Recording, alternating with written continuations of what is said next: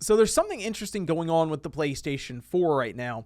Generally, when a brand new system comes out, its last gen platform, so like the PS4 in this case to the PS5, will start to fall in price, especially by the time we're like a year into the new generation. You can find a lot of these older systems pretty easily because people will just kind of trade them in to get the brand new thing, and generally supply will flood the market and the pricing will fall around them. Well, no.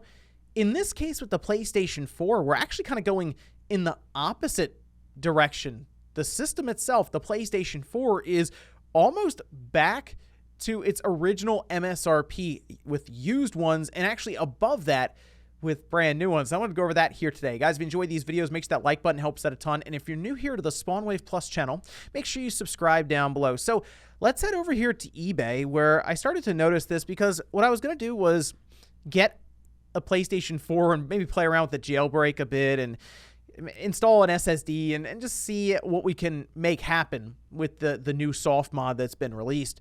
But as I started to look around, I realized, wow, the PS4 is more expensive than I was expecting it to be. And I kept looking into it more and more and realized just the pricing has gone up. And obviously there are a few reasons for this, the biggest one being the supply around newer systems like the PS5 and the Xbox Series X has not been great. So people just haven't had the chance to trade in their system to upgrade.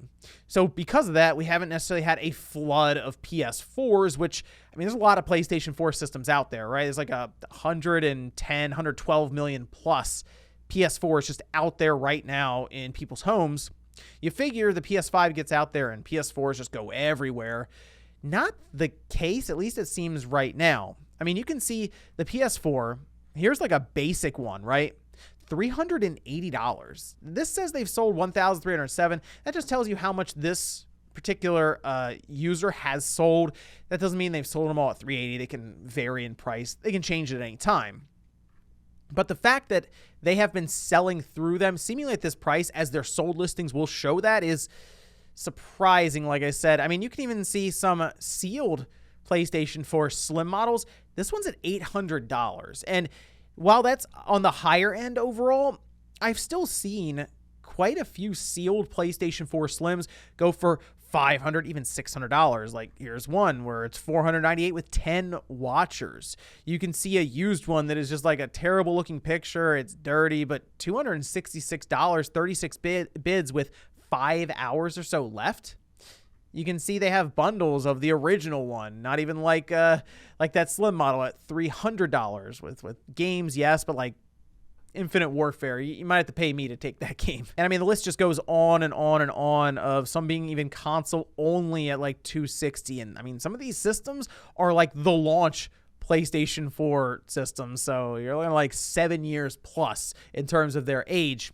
And I think it just continues to come back to the supply issues we have right now with the PS5 and the Xbox Series X, because I searched the Xbox One. That's kind of going through a similar thing right now. Like I'm seeing some Xbox One systems, like even the VCR with no Kinect, at $300. Like I remember one year GameStop was doing everything they could to get rid of these VCR systems, even selling them at $100 a piece. And then you have like, here's a 1X at least console only at $100, but that just went up.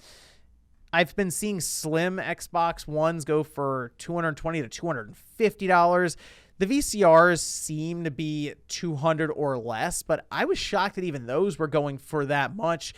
The VCR system isn't great now when you try to play just any game that's come out recently. Like Halo Infinite even struggles pretty bad on the original hardware from 2013. However, based on the approach from Microsoft and Sony, understanding the supply issues that they have right now and what they could be facing over the next year or two, it, I guess, kind of makes sense why some people may say, you know what, it's just not going to happen this year for the holidays, or it's not going to be available for a PS5 or an Xbox Series. But Sony is going to be supporting the PS4 the rest of 2022. I mean, God of War is a PS4 game. When do we think that's coming out? Because I feel like it's a holiday 2022 title, which means Sony will be supporting that PS4 at least for the next year. You might say, hey, you know what? I'll get a PS4 this holiday for someone, and then we'll revisit this again next year at the end of 2022, and hopefully the supply issues have alleviated at least somewhat, so it's easier to get a PS5 and not have to spend over $1,000 on one of these.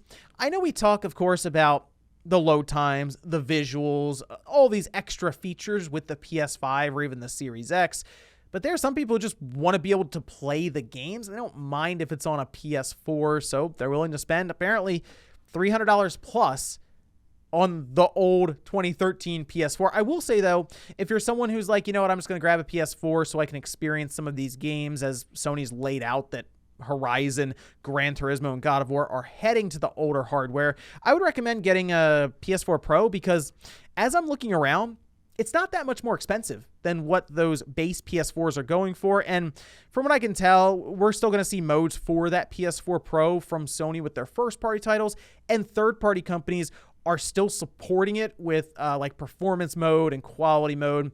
Seems to be $50 maybe at times more than that base PS4. So if you're trying to figure out which system to go with and you're not getting a PS5, maybe go with like the PS4 Pro or the Xbox One X if you really want something from Microsoft for like Halo Infinite. Although it is worth mentioning that, I mean, Microsoft is allowing the Xbox One to use the cloud to play any of these series-only games. So technically the Xbox One will be supported for quite a while. I know it's not an ideal way to play, but again, some people just want to be able to play the game and experience it and decide if it's something they really want to get into. Then maybe they'll look into getting a Series X down the road. Basically, Microsoft and Sony are going to be supporting these last-gen systems still for at least another year. So I guess in that sense, it makes sense why the PS4 and the Xbox One are still more expensive than I was expecting by honestly hundreds of dollars. Which, hey, if you're someone who maybe just got a PS5 or a Series X and you're like, I'll just put that PS4 or the Xbox One in the closet, no,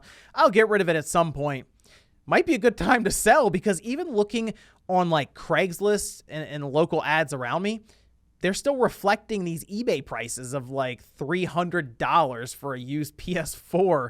Seriously, it's a bit, again, surprising to see that, but check out your local ads, and yeah, it might be worth just selling off your PS4 or your Xbox One now and getting back a good chunk of the money you just spent for that brand new system. I also wondered if that jailbreak had anything to do with it, but I went back weeks and weeks, and the pricing was still there before that jailbreak was really put out there publicly. So I think this has just been something that is more the result of the supply issues that we have right now with that PS5 and Xbox Series X. But let me know what you guys think about all of this down below. Were you someone looking around for a PS4 because you can't find a PS5 and you realize, wow, the pricing is maybe more than I was expecting? Thanks, guys, for watching, and I'll see you next time.